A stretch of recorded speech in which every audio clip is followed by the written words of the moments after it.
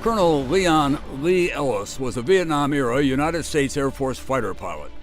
After receiving his commission as a distinguished graduate from the University of Georgia, he completed pilot training and was assigned to the 390th Tactical Fighter Squadron at Da Nang Air Base, South Vietnam. On his 53rd mission over North Vietnam, Ellis was tasked to strike gun emplacements near the Quang Cag Ferry. Immediately after bomb release, his aircraft was hit and exploded into 3 pieces. The ordnance landed directly on target as he and his front seater, Ken Fisher, were forced to eject over hostile territory. The stick was frozen, smoke in the cockpit, the airplane's tumbling. Negative G's, I'm up here, and all of a sudden it hit positive G's, and that was my signal. I pulled that handle. He was captured, and during the ensuing days, as he trekked north to Hanoi, Ellis survived 3 bombings by friendly forces. At a bamboo cage camp, he was reunited with Fisher, who would be his block's senior ranking officer for the next 3 years at the Hanoi Hilton. The next 5.5 years of being a prisoner of war were both boring and exciting. Hours of boredom interrupted by moments of stark terror, we say, about flying and also about being a POW. In March 1973, during Operation Homecoming, Ellis was released from prison and returned home. He would use the exemplary military leadership observed under the harshest of conditions to shape the remainder of his military and civilian careers as well as his personal life. Colonel Ellis continued his military service, commanding at the flight, section, and squadron levels. He also served as the Vice Commandant of Squadron Officer School and commanded the ROTC detachment at his alma mater, the University of Georgia. Ellis has built upon his research, experience, and observation as an executive leadership coach, corporate consultant, leadership researcher, and developer, as well as an author and speaker. Colonel Leon Lee Ellis continues to strive to create exceptional leadership development resources to enable individuals and teams to grow as leaders with character and confidence. Ladies and gentlemen, it is my pleasure to introduce to you Colonel Lee Ellis, interviewed by Major Matthew Kenkel.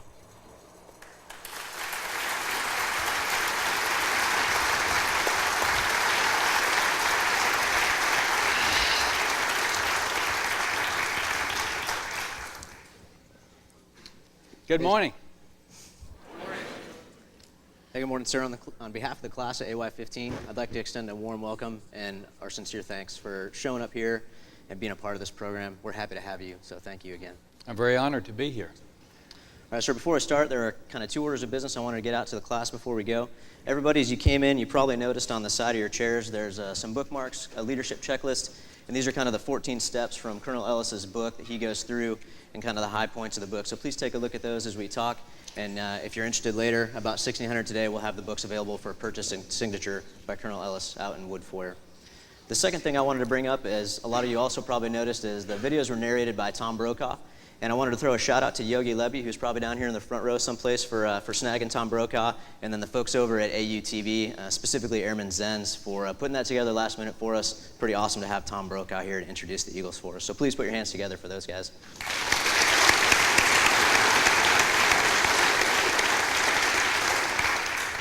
All right, sir, what do you say we get started? Roll it. All right. Sir, I understand that your interest in flying started at a young age when you were about 5 or 6 with a walk at Memorial Park near Athens, Georgia. Can you tell us about that walk? Yeah, we went to the park like on a Saturday or Sunday for a picnic down in Athens. I was a country boy living on a farm. We had mules and all those things in those days. But I climbed up on this airplane. It was a World War II airplane. This was about 1948. And I climbed up on the airplane, and it was like, this is me. This is who I am. This is where I belong. And that went deep in my spirit at that point. And so growing up, then I would get in the swing on the front porch, and I would get it going as high as I could, and I would drop cushions out, you know, my mother's cushion.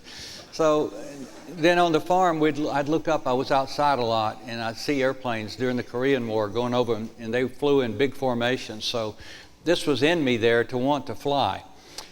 I always had a problem, though, because that memory was strong, but it had doubts, because I remembered that this airplane didn't have a canopy that went up and down like that. It had a door, and I'd never seen an airplane with a door on it like a car. And I was sitting in the audience at SOS listening to one of the Tuskegee Airmen speak about 15 years ago, and he described flying the P-39 Air Cobra. And he said, this is the only airplane that was ever built that had a door to open and get in and out of the cockpit. And I said, it was exactly as I remembered it. So anyway, that's one of the great advantages of coming to events like this. You may have a connection someday. Hopefully not in a POW camp. Well, sir, skipping ahead a couple years, so by this time you're an F-4 pilot and you go to SEER training. And as I understand it, it was there that you met Captain Lance Saijan and you guys became best friends. He was selected as my USAF class at O2 exemplar, so I know there's some guys in the crowd that would rib me a little bit if I didn't ask you about him. But regarding your early impressions of him, you said that he was a tough guy, he was big, and he was mentally unbreakable. And most of us here are familiar with his story. Can you tell us a little bit about Lance Saijan, the person? Yeah, we were actually first lieutenants, and we were both in A class coming out of college and going to UPT. And then we went to SEER school together, and he stood out because he was very focused towards what we were doing. We were all focused, but he was more focused. He was paying more attention. He was zeroed in a little bit different way than most of us. And I do remember that about him. And so we became friends. We were both bachelors, so going through our training together, we were partying together, we played golf together. He had a red Corvette convertible. I had a GTO, so you know, we couldn't hardly get both our golf clubs in his Corvette convertible. But we thought we were king bees around George Air Force Base in those days, out in the desert there. But we had a good time together. He was, you know, I'm kind of a short guy. He's probably 6'1" or so, and an athlete, played football some at the academy. He could hit the ball a country mile. But we had a good time together, and we liked each other. But there was a difference, I can tell you, and if you read his story, you know that he was a special kind of guy. And in knowing his parents after the war, I got to know his family, his mom and dad well. And I think, like my Ken Fisher, the guy you mentioned in the video that was my senior ranking officer, I had it all together, but I didn't have it quite as much together as they did. I didn't have the deep inner confidence at that point in my life, the maturity of self-confidence. I had a lot of self-confidence in an airplane. I was a natural flyer. But there were areas in my life where I didn't have the depth that Lance Saijan did. And I think it had to do with his relationship with his father that was strong. My friend Ken Fisher, he got it because he was a New York State wrestling champion. He said, that day I became a man, and my own man, the day I was crowned the New York State high school wrestling champion. And I think the POW camp did that for me. But looking back, Lance had that maturity and sense of who he was that was deeper than most of the rest of us. And I think that's the kind of person you saw, that kind of courage, that kind of confidence in the most difficult of circumstances. So he was really a tough guy and a good guy, and hard to compete with when the girls were around, I'll tell you that. That's awesome, sir. Yeah. So, sir, knowing what you knew about Lance Saijan, when you found out later the events that he had gone through, the escape, the evasion for 46 days, the injury he sustained, was there any part of that that surprised you, or was that just sort of kind of a, hey, yep, that was Lance? Well, it was so sad because I was actually 20 yards away from him in the Hanoi Hilton when he came in, and he was down there in the cell with Guy Gruters and Bob Craner. But I didn't know that. I just knew there was this guy who was delirious, and he was out of his head and screaming out crazy stuff at times. And so one night, I bao kao, which means call the officer who speaks English. And so the guard came to our porthole, and I said, bao kao, bao kao. And he went and got the English speaker on duty and brought him over there. And this was a guy who had memorized a lot of English American idioms. And this guy opened the porthole and he said, "What you want?" And I said, "This man down the hall, sounds like he's in bad shape. He needs help. Why don't you help him?" I didn't know who it was. And he said, he'd been in jungle a long time, have one foot in grave, and slammed the porthole and left. And 2 days later, we heard him take this man out. Well, 2 years later, I'm at Sante, the camp that was raided in 1970. And one of my friends, Ron Maston, is over in another building, and we're flashing code, our tap code, but we're flashing it back and forth from one building to the other. And he sent a message over, "Do you guys know the Lance Saijan story?" Well, we didn't. So in the next day and a half, during different periods, he was flashing that story over, and I learned what had happened to Lance from his cellmates there. And then I put two and two together. The dates, we knew dates exactly. It's funny, you would think, well, in the POW camp, you wouldn't know the dates because you don't have a calendar, but you don't have anything else to do in your mind, so every date is remembered. And I remembered that was a date and that was a location, and it was Lance Saigon that was calling out, and I didn't know it. And it was just so sad, because we all who go to war, we come back and we lose people, and we say, he wasn't a better pilot than me, but he was certainly as good, and he was a good man and a courageous man. And we lost so many like that, and that's part of coming back, is having to deal with the fact that we lost men who didn't come back. I did, and they were, in some cases, better men than I was, and I came back and they didn't. And that's just something we just have to accept it as providence and the way the world is. And I just live my life to try to honor their sacrifice and try to live with honor and to never forget the price they paid. Well, thanks, sir, for talking about him a little bit. That means a lot to, I think, all of us. All right, sir, going back to your story. So I'd kind of would like you to paint a picture for the class. The attack that you were shot down on, you were doing a 45-degree dive bomb. You're dropping 6 by 750-pound weapons, screaming down the chute at an active gun emplacement, doing 450 to 550 knots. As the guy in back, what are you seeing? What are you feeling? What are you thinking as captain? Just so you all know, back then we had pilots in the back seat of the F-4. Over half the class in ATC at that time, there were 534 in A class, and over half of us went to the back seat of the F-4 because that was a new airplane in the inventory. The war was building up in August of 1966 when we got our wings. So we had pilots in the back seat, so we were like assistant fighter pilots back then. So in this case, we were, the Misty FAC, the F-100 FAC had marked the target with the Willie Pete, the phosphorus bomb, smoke, and so the leader said, flight lead said, I'm a little out of position to roll in, you guys roll in. So we rolled in and went down the chute on a 45-degree dive, and about a third of the way down, and we rolled in at about maybe 10, 11,000 feet. 45 degrees is pretty steep. If you haven't ever done it, it doesn't sound steep, but it feels very steep. And there was just a lot of flak and a lot of tracers both coming at us. And so Ken just kind of did a little of a barrel roll like this and came right back around and put the pipper on the target, and we kept going down and pickled the bombs. And just right after the bombs came off, the airplane just started blowing up and tumbling. I had negative G's. I knew I wanted positive G's to pull that ejection handle, and all of a sudden I got it and I was out of there. This all happened over a period of a couple seconds. The stick was frozen after right, smoke in the cockpit. We couldn't communicate. I went out, and as it turned out, he went out about a half second later. And I did see his parachute as I was coming down. I saw his parachute about a half mile away.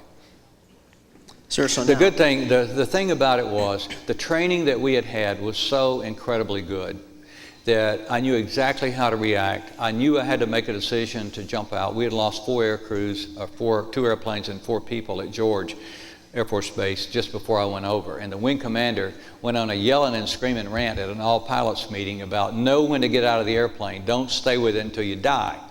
And I said, that makes a lot of sense. So when people are shooting at you, and we're losing airplanes right and left in the fall of '67, I knew that I had to be ready to make a decision to jump out over enemy territory if that came to that. So I didn't have a problem making that decision. And even in my parachute coming down, I was just doing everything I could to evade, put myself in the best possible position to evade. So I'm doing everything by the numbers, all the procedures, and then got on the ground, and they were pretty close. Like all the gun sites were around there, and the militia were there. It was a high threat area at a ferry place, so there were a lot of people around. Sir, so your bombs hit just north of the river, you take out the gun emplacement, and now you're on the ground. Can you describe that situation and kind of your initial actions, the first couple things you saw there? Well, disconnect my parachute, bam, got that done. There was a bomb crater there. I jumped down this old bomb crater. It's about 3 feet deep probably. I jumped down in there, I pulled up my radio, and I said, Buckshot 2 Bravo, I'm on the ground, I'm okay. I'm 200 meters north of the river, start strafing at 300, I'm headed south. This was Quang Key Ferry, if anybody knows where Quang Key Ferry in Package 1 near Dong Hoi. And, well, I didn't see them strafe because within 30 or 40 seconds, the head started popping up in the bushes. It was like a floodplain. And after the war, I was at a gunfighter reunion, 366 TAC Fighter Wing and the 390th there in San Antonio, and I saw the two guys that were our flight lead that day.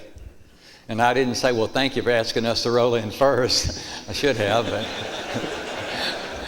But one of them said, hey, we did hear your call, but we decided we couldn't shoot that good. And it was too dangerous. They were too close to you for us to start strafing, so we didn't strafe. And I said, that's probably wise. But I was surrounded within a couple of minutes. I remembered from survival school, I did pick up some good things in survival school, and one of them was that your best time to escape is immediately after capture. And I thought, well, that's even take that one better. Your best time to escape is before capture. So I pulled out my .38 revolver, Smith & Wesson Combat Masterpiece, that I'd only fired once in training, so I probably couldn't hit the back wall back there with it. But I had 2 rounds of tracer and 3 rounds of ball, and I said, these are rookies, these are militia, they're not well trained, I'll scare them off and I'll get to that river and float out. It was only a mile to the Gulf of Tonkin, and then I'll get picked up by the Navy and have a great beer at the club tonight. That's what I'm thinking, all in like that. I fired a round of tracer right over these militia guys' head, and they were about 20, 30 yards away. They didn't flinch. I think they were more scared than me, but I don't know. But what they did do was raise their rifles up, and one of the guys had a little pointy talkie. And maybe y'all know what a pointy talkie is, but it has phonetics in the native language on one side. It's like a little pocket comic book. And on the other side, it has drawings showing a pilot with his hands up. And in phonetics, it says, hands up. And here's this guy in the middle of this scene. This guy's down like this. Hands up, surrender, no die, surrender, no die. I decided that was the best advice I was going to get that today, and surrendered. And they pounced on me, and they had never seen zippers, I don't think. They didn't know what to do with the survival vest and G-suit and all that, so they got frustrated, so they just started cutting it all the way, which was a little scary. And they got down to my flight suit, and I kind of showed them there was one zipper they could pull and save my flight suit, which they did. So they stripped me down to my jockey shorts. So this proud fighter pilot up there all of a sudden is in enemy hands, standing almost naked and totally helpless. And that's when the shock hit. Up until that point, I wasn't fearful, but at that point the shock hit, and now, terror is going through my mind. What are they going to do? Are they going to kill me? Are they going to beat me or what? I don't know. And I just had to hang on minute by minute, hanging on to everything I could that I knew I should hang on to, and they gave me my flight suit back and then moved me around that afternoon.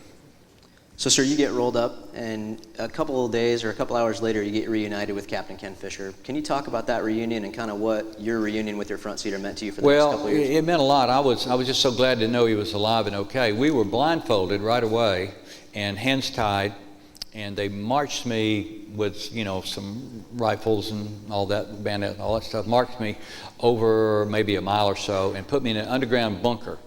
And you could tell it was underground because you could feel the dampness, like being in a cellar, and it was quiet, and there was nothing in there except I could hear this person breathing. Well, Fisher had been a wrestler, so you know what happens to wrestlers, his deviated septum and broken noses and all that, and I could hear him breathing, and I said, Ken, is that you? And he said, yeah. You okay? Yep. You okay? Yep.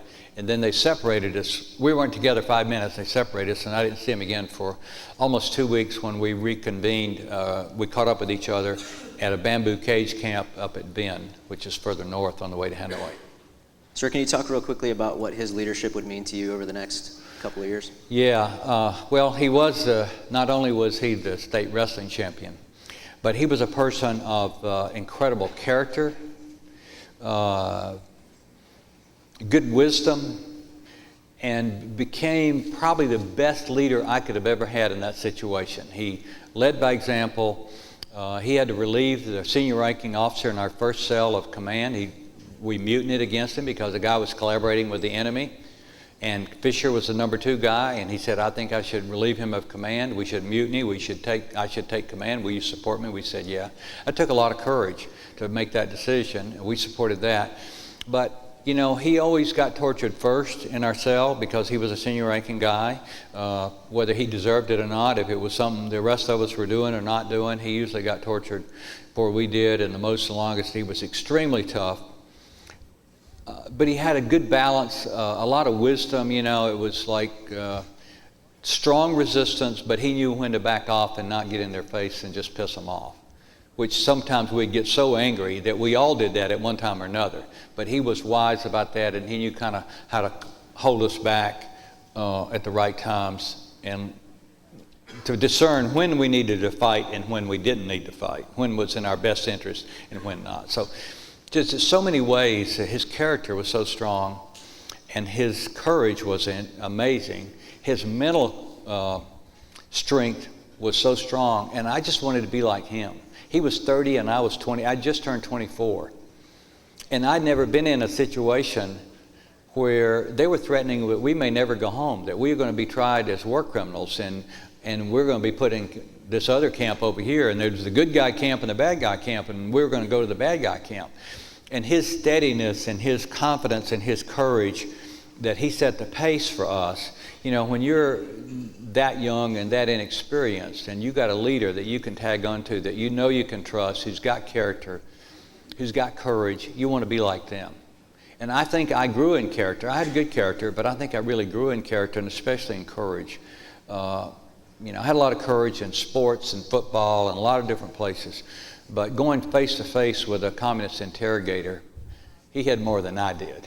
And I wanted to be like him. So that helped me, and I did become more like him in that area. So I attribute a lot of who I am today to his leadership. And I think the point for that is for you guys and you ladies, men and women, all of you, somebody's watching you. Your people are watching you. They're watching how are you going to respond when you face that communist interrogator in your world today. They're going to see how you respond. Do you respond with wisdom? Do you respond with character? Do you respond with courage? They can tell if you're definitely standing up. If you've got somebody on your team that needs to be dealt with and you're not dealing with them, they're all wondering, when's the boss going to wake up and smell the coffee and deal with this problem? They're looking to you to lead them through. And we had guys like Ken Fisher and Robbie Rice there in Stockdale and Denton and Larry Garino and on and on. We had a lot of them. Sir. All right, sir, so going back to your trip north, I know it was about a 2-week period from the time you got rolled up until they finally got you up to the Hanoi Hilton. And in your book you said, and I'll quote you, "The sight, sounds, and smells of the bombs and anti-aircraft artillery explosions are indelibly etched in my memory." So, sir, what specifically is etched in your memory from the 3 or 4 bombings you took from F-105 formations over the next couple of weeks? Well, the fear, for one thing. Especially the first one, it was a flight of 105s, and they were bombing about, 300 or 400 meters away, and I watched them roll in, and I'd just been captured 3 or 4 days prior, and we'd been walking down the route, the Ho Chi Minh Trail, the route A1A there on the coast, and they put a helmet on me or something, but anyway, I had branches. Maybe I was just carrying a branch to be camouflaged, seriously. But my hands were tied, so I guess it was like that. And all of a sudden, here we see 105s, you can hear them coming in, and I saw them pull up on the perch and start rolling in. And there were always either bomb shelters or foxholes alongside their roads where they could jump in, because the war had been going on for several years, so they were well prepared. So they showed me to jump in this foxhole, and my guard, one jumped in here, and one there, and one here, and one there. And we watched it, and I mean, it was, the gun sites are here, and they're bombing, and I'm watching all that happen. And in a way, it was this surreal thing of being beautiful, looking at what our guys are doing, and the other way, I was in there praying that they would miss their target that day, because I didn't want to be on the receiving end of that. Climbed out of that foxhole, and you could smell the bombs, and here's a piece of, right there in the road there's a piece of red hot shrapnel about that long, just glowing and smoking. And there's another one over here. And I thought, I think I'm in the middle of the war here. It's going on. Of course, all the shooting, the 37 and 57 millimeter gun sights that were shooting at them too. So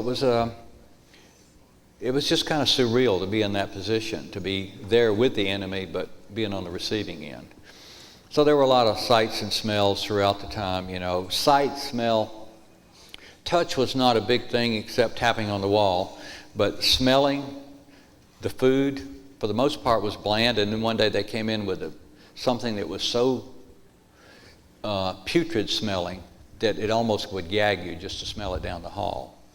And they dished up some and put it in a tin plate, and we looked at that stuff, and you could see it was rotten fish, and the bones and everything in it just stinking and rotten, really bad. And so 2 of my cellmates, there were 4 of us in this little tiny cell, they wouldn't touch it. And the other guy and I, we decided, well, we're going to try to eat it. So we ate some. And then a few days later, we had it again, and we ate more. And then the 3rd time, we were hooked. Because our diet had been so bland, and we knew it was protein, and it had these fish bones, which was calcium, and you chew them up. They were it was rotten. It was the base of where they make the nuc mam. The fish decay and go to the bottom, and they skim off the juice on the top, and that's their sauce that they use. So anyway, it's the smell of that. I thought, how could anybody ever eat that? But we learned to eat it, and that taught me something. Something sometimes you think is so terrible, actually, you might actually learn to enjoy it. It might be good for you.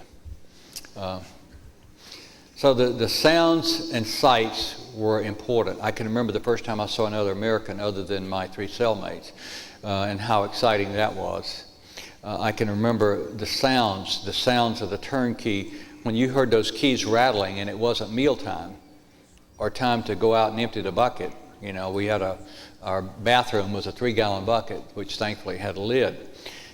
If it wasn't one of those standard operating times, when those keys rattle and those big old keys and those big old cells, this prison was built in the 1890s, so you can imagine these big old keys, that your stomach would just go, because they're coming for somebody, and it's going to be an interrogation, it could be torture, and it might be you. So those sounds like that, you learn every sound around. And of course the sounds of air raids. In those days we had air raids. So sounds and sights are very important. Of course, we communicated by sound most of the time. We really relied, of course, most of us here now who are over 60, we don't hear very well, by the way. We probably hear, if we hear 50% of a conversation going on, if we're not looking at the person's lips, you can expect most of us are not hearing but about 50%, and that's just the way of life. But back then, my ears were good, my eyes were really good, and I was a communicator, so sight and sound was very important. Sir, in your book, you talk extensively about strong character. Can you talk to the class about how you were surprised to find that same strong character you talk about even in your captors that led you north? Well, there were, you take any group of people, some are going to have strong character and some are not, and some are in the middle. And, most of these soldiers were just soldiers. I mean, they were run and told what to do by the communists because that's where they grew up and that's all they knew and that's what they had to do. But the guy who was in charge of taking me north right after my capture was probably like a staff sergeant in a militia, and a young guy in his 20s, I'm sure. But his job was to take me north, and he had money. They gave him money to feed me and his troops and to pay for the food, and they protected me. 3 times the local populace rioted and tried to kill me because they were, here's a guy that's been bombing them for 2 years. They were after me. And he and his guys got their AK-47s, and they pushed the crowd back. He had his drivers ready and alerted. In the village, the driver just pushed his old flatbed covered back truck right into the crowd and drove him right into the crowd, threw me in the truck, and away we go. And 2 or 3 times they actually just kept me from getting beat up or killed because there's people coming after me with sticks and rocks and rice cutting sickles and all that kind of stuff. So he showed a lot of character. He did his job, he did his duty, and he did it in a very honorable way, and he didn't abuse the power that he had with me or the villagers. It was amazing. And sir, I know that you actually spent a couple nights in that soldier's home. Can you describe kind of the dichotomy that you had of, I'm a captive, but I'm sleeping next to this guy's kids? Well, my situation, I never talked to anybody else who had a ride to Hanoi like I did, where they had somebody really taking care of you. That was like special cargo, And kind of like you guys have been treating me this week, so thank you. But we had a monsoon rain come in, and it was just pouring rain. I mean, you couldn't even see. Well, the roads got so muddy they weren't paved roads, so trucks couldn't get through, and they got stuck and all this kind of stuff, and they got backed up. So he was told to lay low for 2 or 3 days until the rain stopped and we could go again. So he took me they were militia, so he took me to his hamlet, which they had left their hamlet, and they had dug into the sand dunes right there on the coast of the Tonkin Gulf, on the backside, the land side of the sand dunes. They dug into them and framed them in, and that's where they were living, because it was a safe place to live, and it was protected, and Americans didn't know they were living in there too, but it was protected by the sand dunes. And so, they took me in the back, and there was just one big room, and then there was one little small, kind of a somewhat partitioned off in the back, a real small area, maybe 5 feet by 6 feet. And they put me in there to sleep. They tied my feet and my hands and put me in there to sleep at night. And I stayed in there night and day for a couple of days. And so I think it was probably his father-in-law or his father, I don't know who it was, his father or father-in-law was there, and he was an older guy. But a couple of his kids were there, and so me and probably the father-in-law and a little 4 or 5 year old are sleeping in this back room. So here I am with this old man and this little kid sleeping in the back of this sand dune place. I mean, it was just bizarre. And they treated me like I was a guest, except I'm tied up. And if I had to go to the bathroom, they put a rope around my neck and untied my feet. And they had to lead me out and stand there when I went to the bathroom. So it was kind of interesting. Bizarre. Sir, you've talked about it a little bit already, but very shortly after your arrival, Ken Fisher led your cell in kind of a mutiny against the SRO in there. Can you give the class a little bit of a background, kind of why you did that, and then why that was such a difficult decision, and why you ultimately ended up backing Ken Fisher up in that scenario? Well, it was obvious that this lieutenant colonel was collaborating, and it was sad. Here I'm pretty opinionated and outspoken. I'm not a real diplomatic person. I worked hard at that for the last 30, 40 years, but it doesn't come easy. And I just, I went eyeball to eyeball with this lieutenant colonel, telling him he was wrong in his attitude and what he was thinking and talking about, and the way he was talking, and he sounded too much like the communists and all this kind of stuff, and he rationalize all sorts of stuff.